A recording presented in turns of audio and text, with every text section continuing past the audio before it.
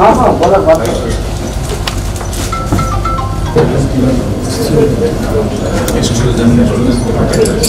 the theme, Aluminium, the future metal.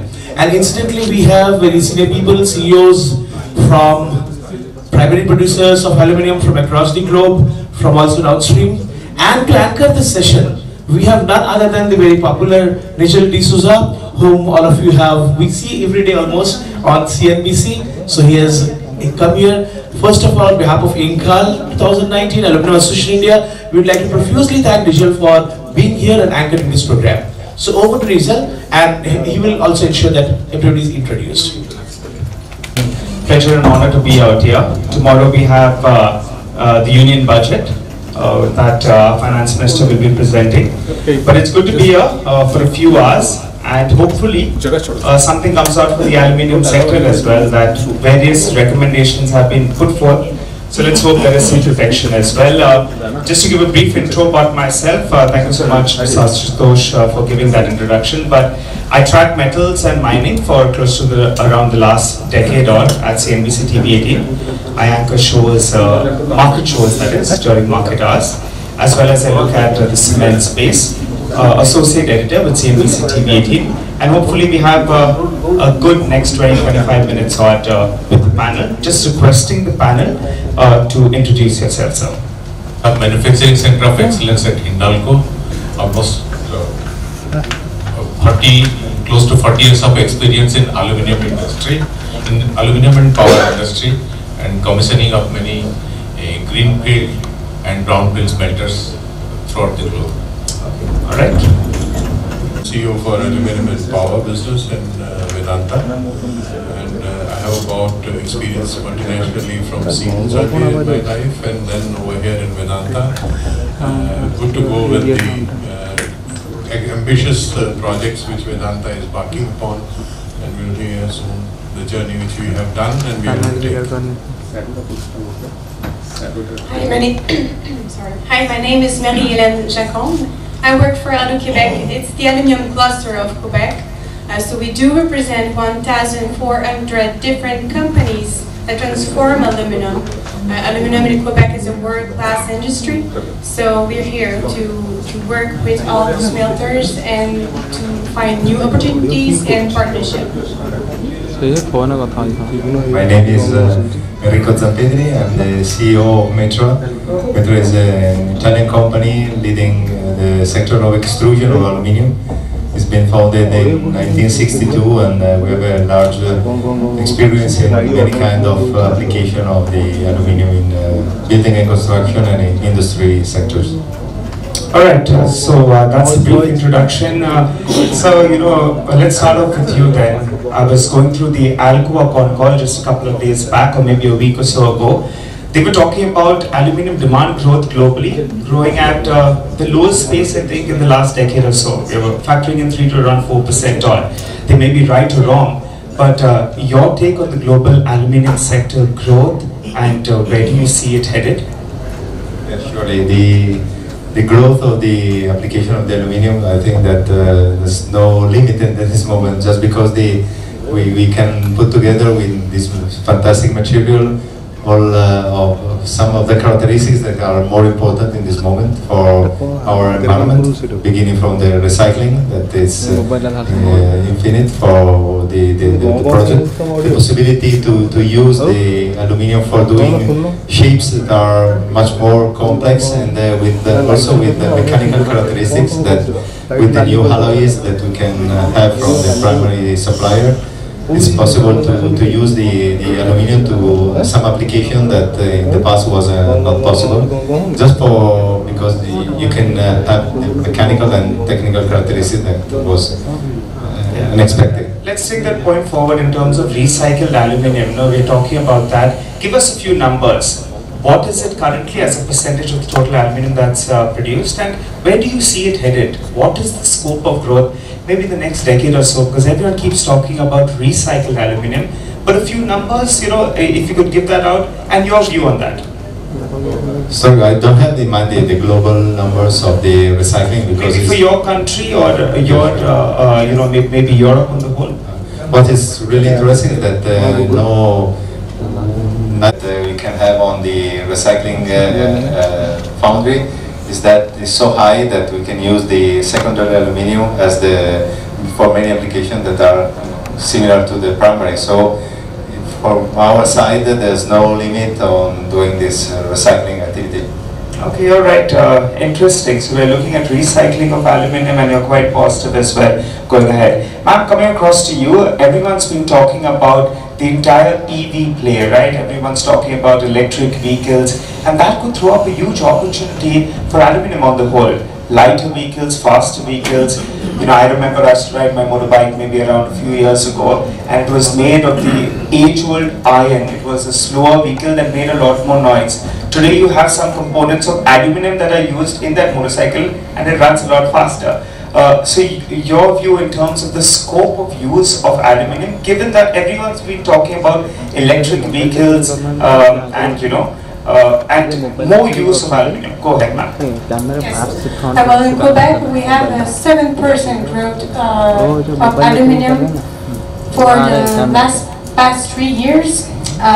So, and 17% in transportation sectors. So, which is pretty important sector for us, the transportation and the electrical sectors as well. We do work with them a lot. There's a lot of Quebec companies that works with companies in Mexico as well, because it's a good place where the just to revisit those numbers, you said how much comes in from the auto space from what you look at? 17%? 17%. 17%, and you're saying that the growth, okay. Yes. 17% is the growth number? Yes. Alright, and overall you all have seen a growth of around 7% approximately, is what you tell me for the last 3 years. Yeah. Alright, interesting. Mr. Dixit, coming across to you, you know, you all have been setting up capacity. I heard you earlier today as well.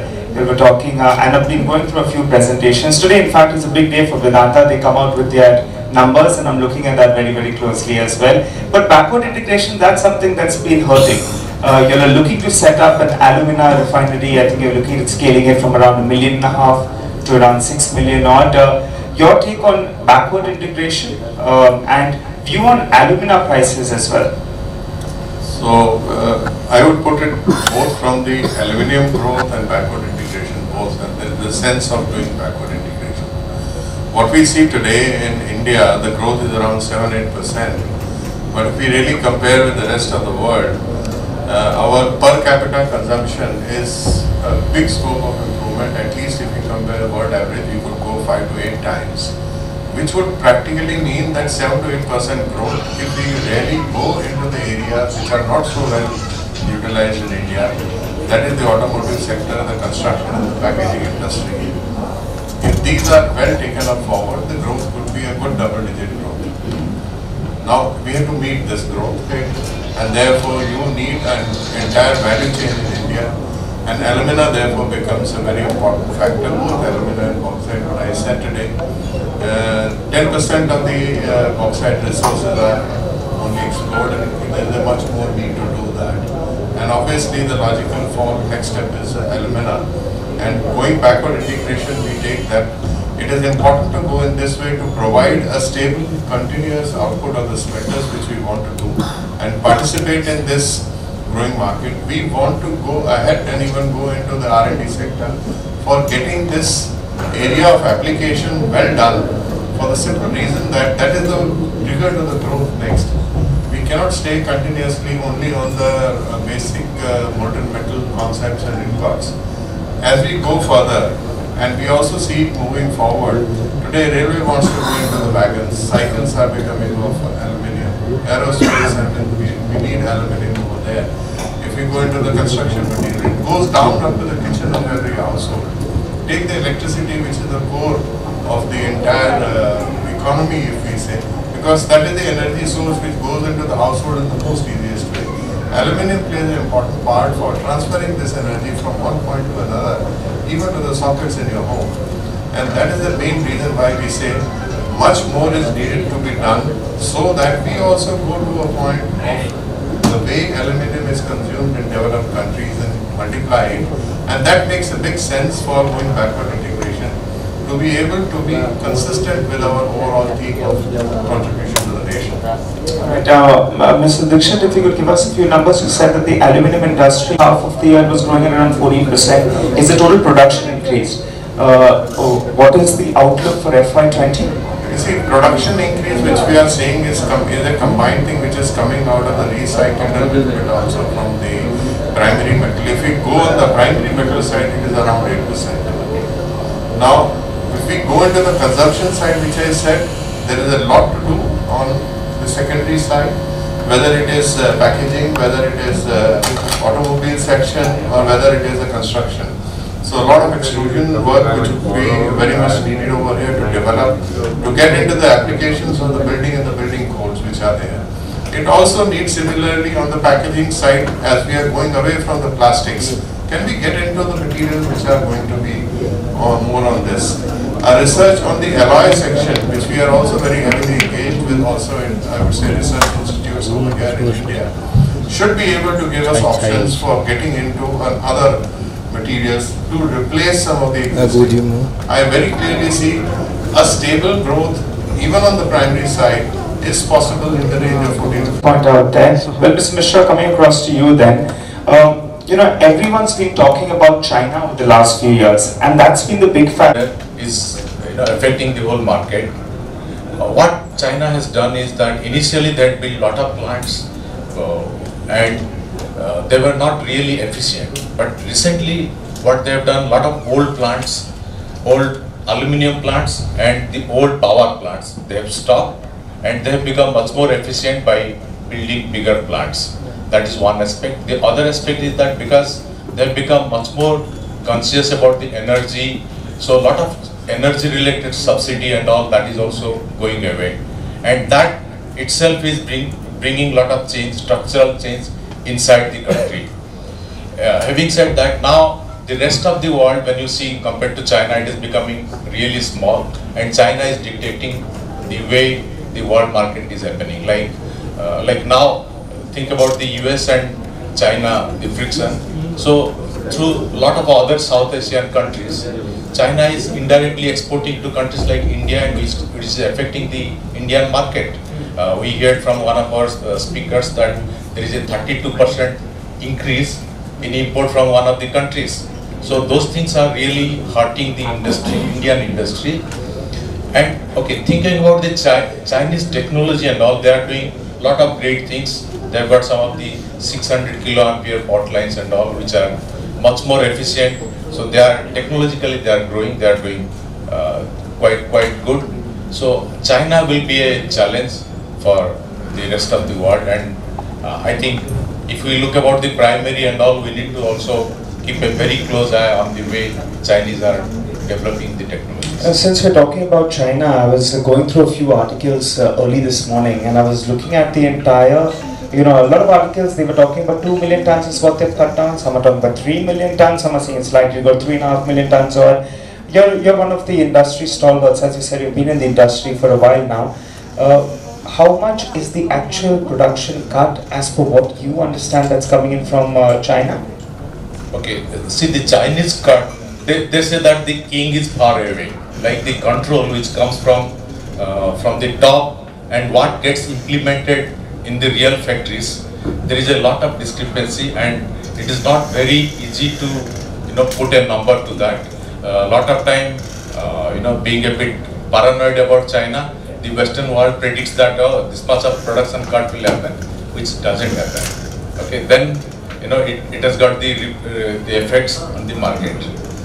So right now, but what I with my recent visits to China and all, what I understand is that now the government is really serious, and many of these plants are really being closed down, and some of the penalties are being really charged.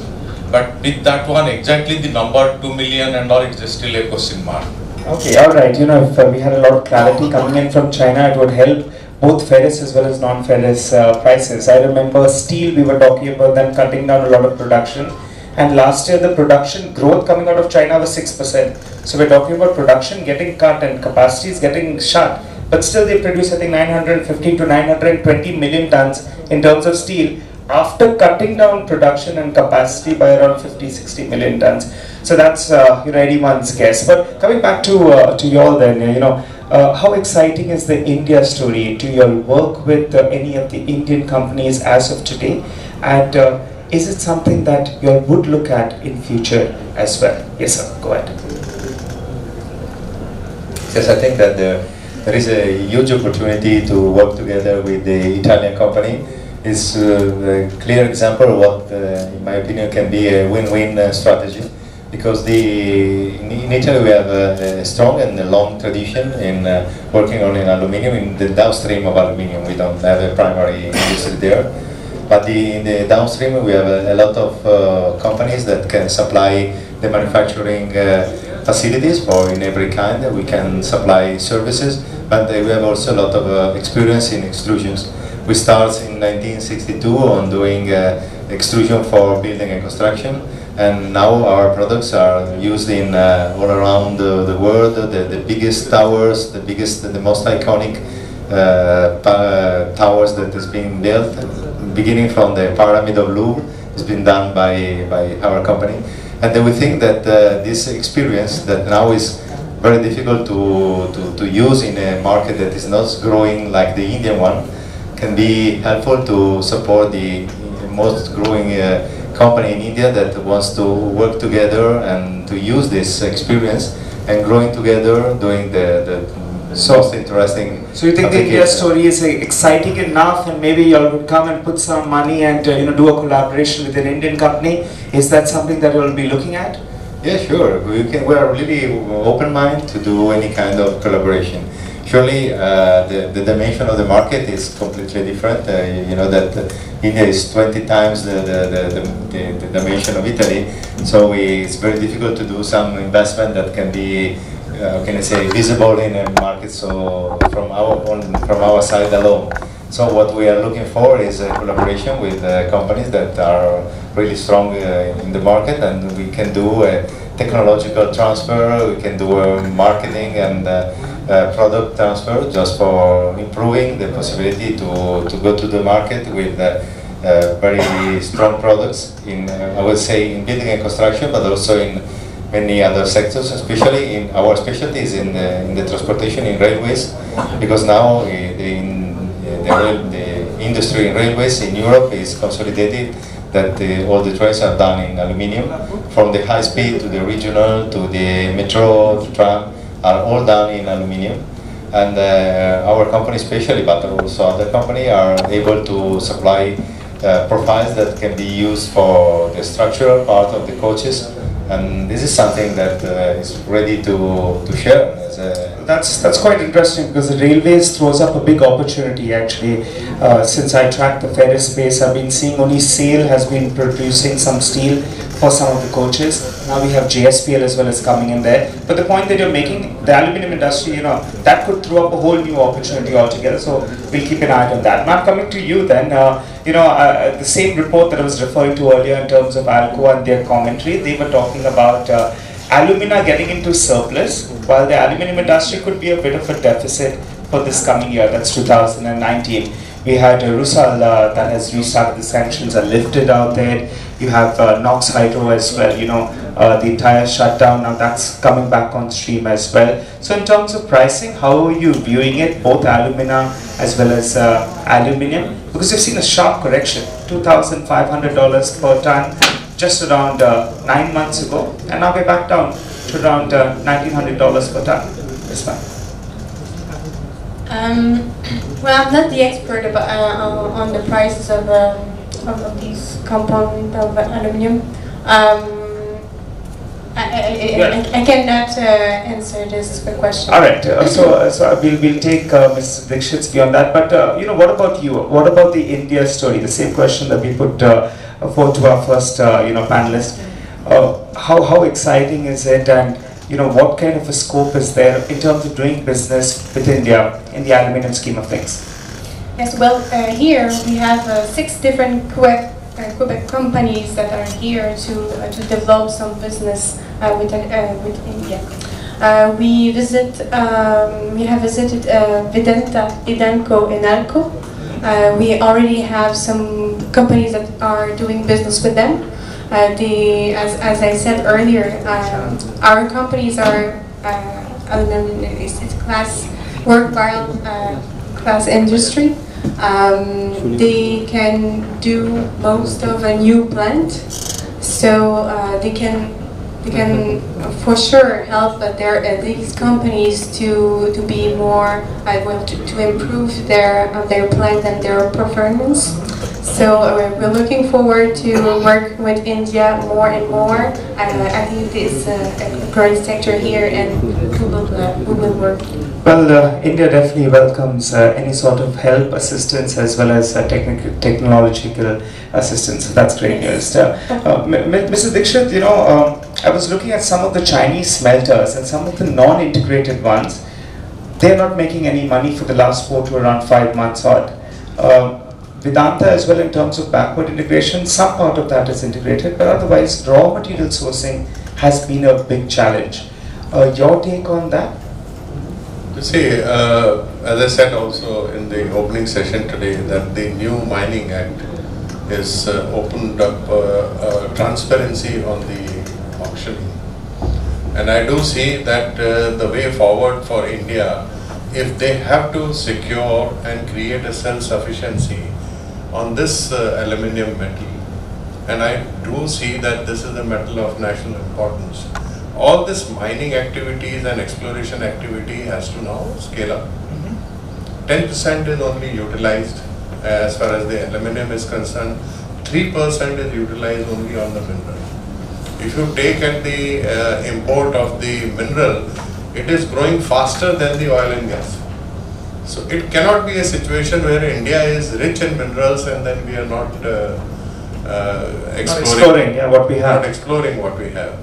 So there is no way out other than getting this exploration in place and getting more mines auctioned, and we are very hopeful for that because this reserve is huge. There is always a dialogue of how to get it done, and therefore I would say there should be a common platform where government, the investor and the public at large who are getting affected are on a common platform, coming together to find answers to the speed of this implementation. If it is done, we are very much there, and I don't see any reason why we should not do it.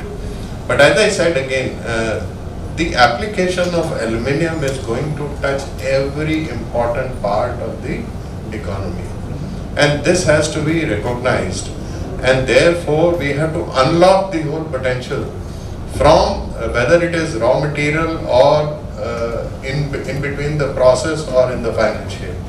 If we unlock this, this is going to be a huge revenue and employment generation, and therefore the bauxite also has to be unlocked, and coal has to be unlocked. If you really see the taxation structure, the cost at which the coal is mined and it lands at the, let's say, industry, the difference is the multiplication factor 5. If you take bauxite, the minimum multiplication factor is 3, and in between is the taxation and the entire logistics. We have to improve on logistics. We can't continue with these small wagons. We need to go world class on the logistics. We need to simplify the taxation structure. It could be at the end when we are generating. This is Vedanta is the largest taxpayer. 1,60,000 crore we have given to the government exchequer on the taxation. I don't think anybody else is the company of that scale. We therefore are very aggressive on this, considering that there is a gap in per capita consumption, and we need to get up to the situation where we are simplifying the backward integration to create self-sufficiency and security on this metal of national importance.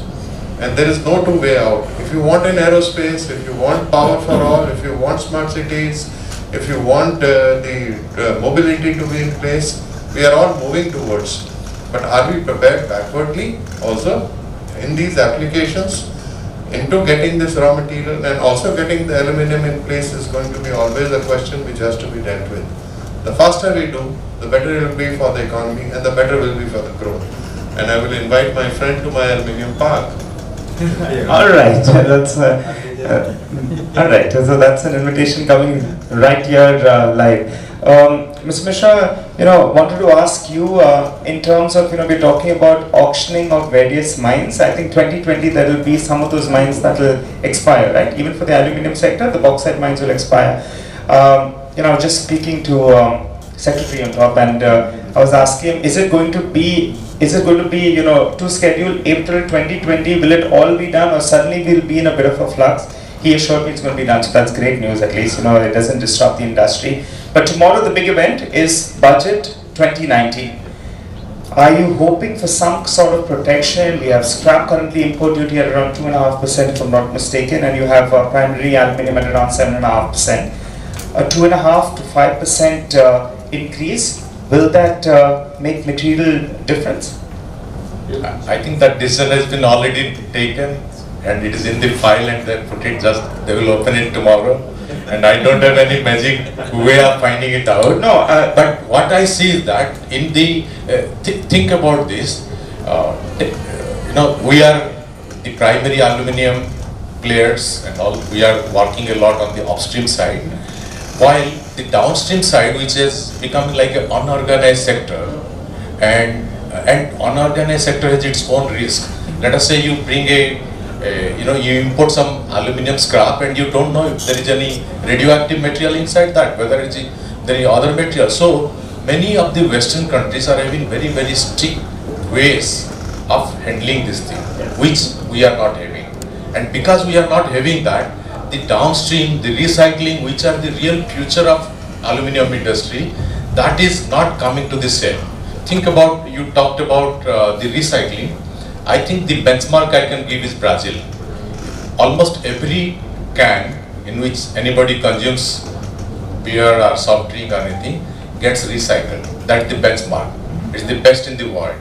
And we have got a Brazilian plant and all in Brazil. We got some of those experts to talk to our people, in the government, trying to showcase them that it's possible. Maybe the rich man is having a beer, but the poor man takes that beer can and is having his own meal. That is the way it happens in Brazil, and it's quite possible. And lot of the the recycling and all, it has to happen, and that percentage will keep on increasing. Let us say, what I see that maybe 40 years from now or so, because aluminium has got so much capability of getting recycled, maybe we will not be talking about the primary aluminium or the mines and all, will be all recycling industries. That may be the long-term trend, 40 years or 50 years from now. But to get prepared to that, 40-50 years for a country and all, it just comes too quickly, and we are not really ready. We don't have the proper rules, regulations to control, and inside our country we don't have a proper way of handling this scrap from which the normal people get benefited. We just import everybody else's rejected scrap and we use it, which is really very, very bad for us. And that is basically, I think we have got around more than 4 million ton of aluminium making capacity, which is underutilized just because of this. So that is a big thing. All right, Mr. Mishra, we take that point, and also importantly, it's already written, it's in that sealed envelope. Let's hope there is something in that sealed envelope to help the aluminium industry as well. Well, on that note, we'll wrap up on on the show. Thanks so much to all our panelists for giving us all your inputs. Welcome, sir, ma'am, to the country to invest more. And we have a lot of our aluminium producers that are waiting to gain from your expertise. Thanks so much, Mr. Dixit, as well as Mr. Mishra. Well, we'll wrap up on that. Let's hope that, in fact, the outlook for the aluminium industry is far more positive in the coming year. Everyone was talking about aluminium being the new zinc just 6-8 months ago. That seems to have toned down. But let's hope, let's sound a little more optimistic from here on. Cheers.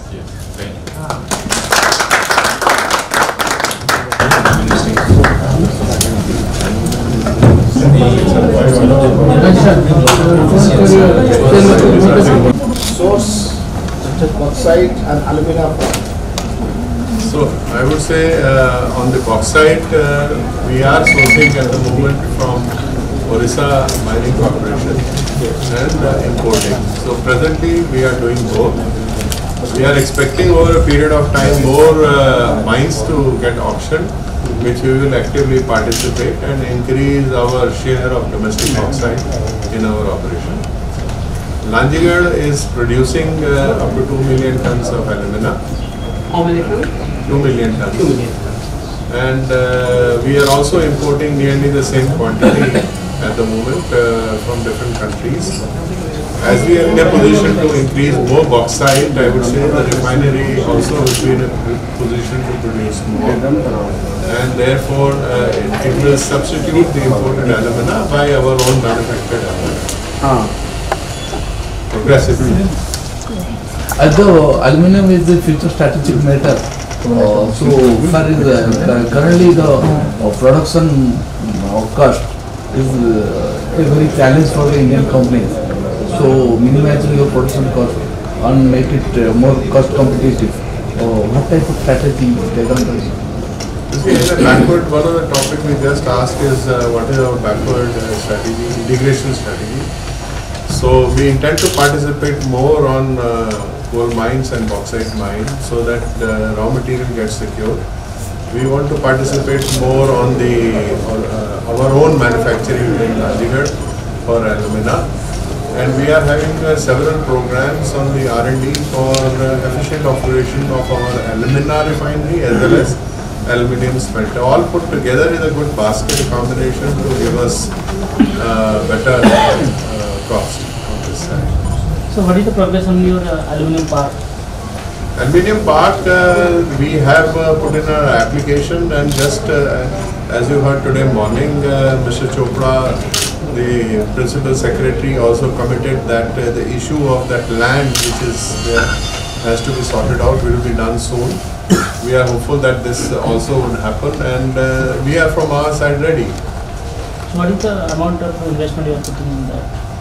It will depend on who would come over there. I mean, this could it's a very large park, and it will depend on what sort of industry is going to come. And we had a good talk which is going on the extrusion industries. There are people who want to set up a conductor industry. People are also willing to come up on the secondary side on multi-utility and the domestic applications. And today even the government is coming up with the possibility of options in the mobility, for example, in case of even trains. Then we have options for the alloy wheels, and as we go further, we are in a position to provide products even to get the complete car, the shell and body to be done. So these are the industries, they are looking for also opportunities and how the movement of transformation of these is going to happen. All this is also going to save on fuel consumption of the automotive industry. Same way it is going to consume lesser power to pull the electric train. So these are all I would say initiatives which are going to be needing aluminium, and we are open from this side. So we are very hopeful that this topic of land would be soon solved. So can you name some companies who have expressed interest in this part? You see, at the moment, giving specific names would not be okay, because at the moment we still have to complete our part of the work. Sir, giving opportunity to downstream industry will be major talk in this conference. So what Vedant is doing, what Vedant is taking initiative to help these industries? So what we are doing is on two ways. One is on the research and development of the position of various products, which we have tied up with some of the universities. We are also doing our own R&D for creating special alloys. The third is our invitation is open to participate in the aluminium park, so that they are coming closer to our plant and they get molten metal, so that they save significantly on the logistic cost, which could be a major part of the entire downstream production. So I would say these talks are very important, and development of the downstream applications is going to play a huge role. India is consuming only 2 kg, less than 2 kg per person, whereas any developed country is somewhere in the range of 5 times or 8 times what we are consuming. So that is leaving a huge scope, and that is exactly the point where the secondary aluminium and the downstream industry is going to play a major part. in triggering a higher demand of the aluminium. Sir, how many industries are expected to take part in aluminium park in Jharsuguda, sir? Is there any possibility?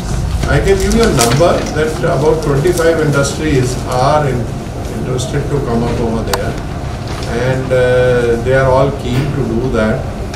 And in some of the case, we might even go for alternate solution of the land also, which we are working on.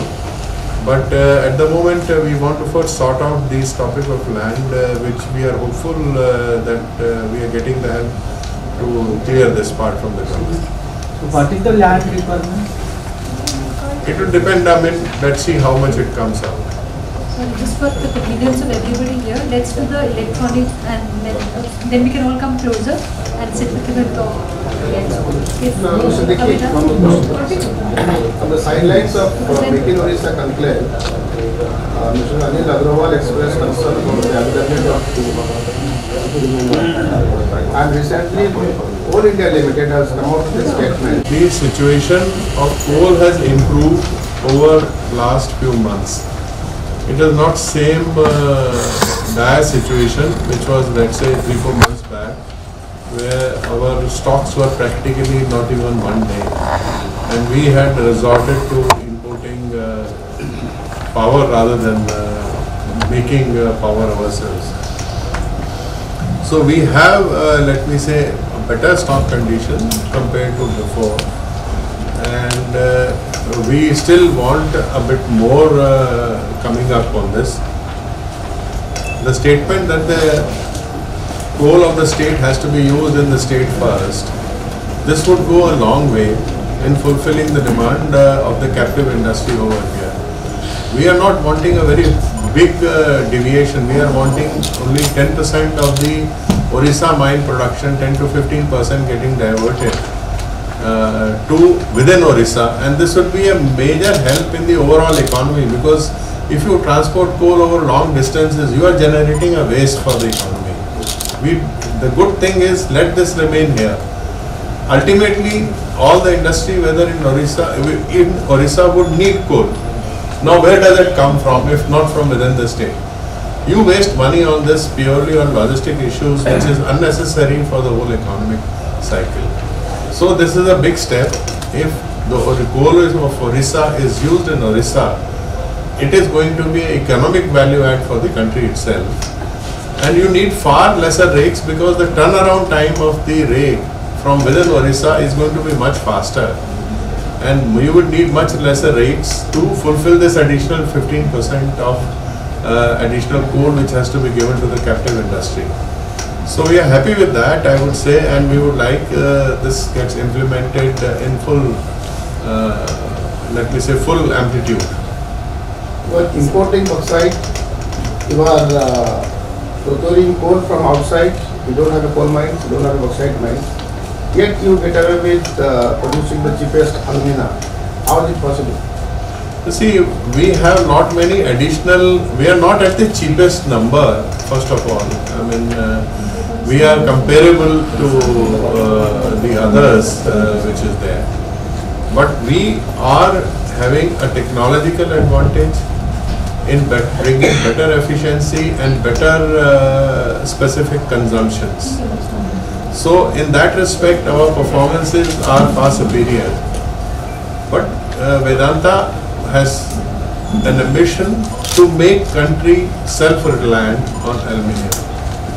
So what dreams this sector holds for Odisha and India, the aluminium sector? Aluminium sector is one of the major thing for, I would say, a major driver going to be for Orissa and even for India.